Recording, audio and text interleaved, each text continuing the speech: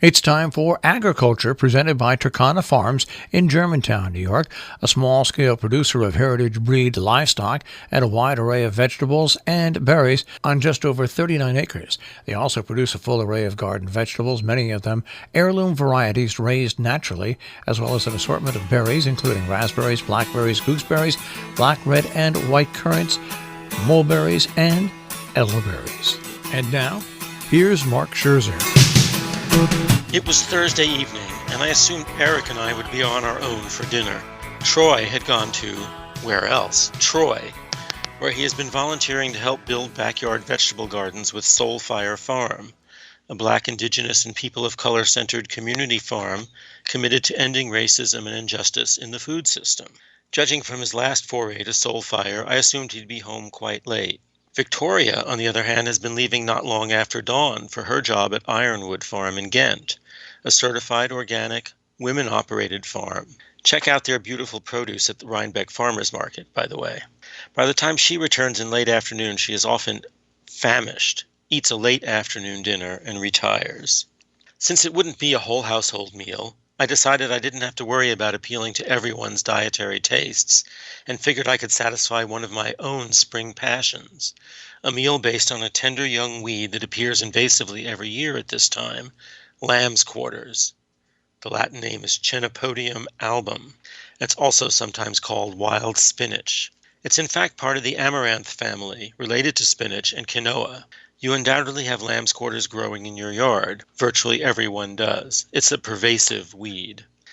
Lamb's quarters is easy to spot. It grows on erect, branching stems, currently ankle height, but eventually 3 to 5 feet high, with leaves that the Chestnut School of Herbal Medicine website describes as triangle to diamond-shaped, coarsely toothed, or shallowly lobed.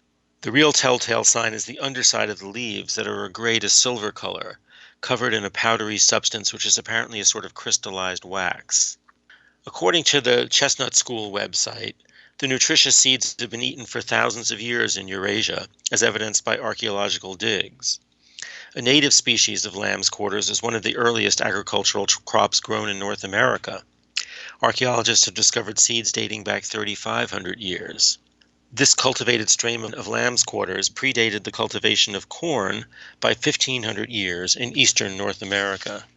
In a Weed of the Month feature in the Brooklyn Botanical Gardens website, we learned that lamb's quarters is actually cultivated as a crop now in the Punjab. The author of that feature, Sarah Nafichi, reports that her Red Hook Brooklyn community farm sometimes includes lamb's quarters in their CSA shares. I don't think it's often cultivated deliberately in modern North America, but Ms. Nafichi advises us why it's a good weed to encourage in your gardens. It has a long taproot, which allows it to grow in poor soil, bringing moisture and minerals to the surface that makes them available for other, more shallowly rooted plants.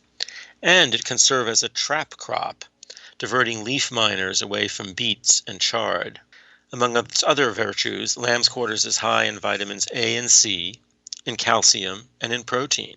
When I mentioned the idea of pasta and lamb's quarters to Eric, telling him it was a garden weed I like to eat, I sensed a slight reserve in his response, more like a hesitant, okay. In order to increase his enthusiasm, I suggested adding in an ingredient I knew would appeal to him, some sea scallops we had in the freezer. Even so, it was not without trepidation that I went ahead. The powdery substance that coats the leaves can leave a slightly sandy feel in the mouth, a texture to which some people object. But what the hell, life is about risk. So I proceeded. Gathering the lamb's quarters is one of those tasks that gives me great pleasure because it's one of those dual-purpose tasks that makes me feel highly efficient. I try to harvest where the weed is overwhelming other plants, in this case the forellenschluss lettuce, and by harvesting I'm simultaneously weeding. I pulled the young lamb's quarters up by the roots, then cut the roots off and washed the still tender stems and the leaves in a couple of changes of water, spinning the weeds dry in a salad spinner. My feeling is that one sticks to the youngest leaves and stems and soaks them well in a change or two of water before cooking them. You end up with just a soupçon of that sandiness. While the pasta water was coming to a boil, I softened some garlic and olive oil and then wilted the lamb's quarters in the oil with a little salt until they turned a deep, dark green. Eric, meanwhile, coated the scallops lightly in flour and sautéed them in butter. When the pasta was done, we mixed both the lamb's quarters and scallops with the pasta, throwing in, for good measure, some quartered artichoke hearts we had left over in the fridge, and topping all off with some grated Parmesan. With a quick shredded carrot salad on the side, the entire meal took not much more than half an hour to cook. Served on the screen porch, accompanied by a chilled foray, the dish had the look of a delightful summer meal. I knew I would like it, but how would it taste to a lamb's quarter novice? I waited with some trepidation as Eric tasted, and pronounced it very good, an interesting green, more robust than spinach. It pleased me. Every once in a while you need to focus on a little corner of feeling good that takes you away from the thoughts of pandemic and a nation in turmoil as it wrestles with the painful reality that for too long black lives haven't mattered. Lamb's Quarters on Thursday was my feeling good corner. Agriculture is underwritten by Turkana Farms, LLC, a small-scale producer of heritage-bred livestock and a wide array of vegetables and berries on just over 39 acres in Germantown, New York. More information, 518-537-3815.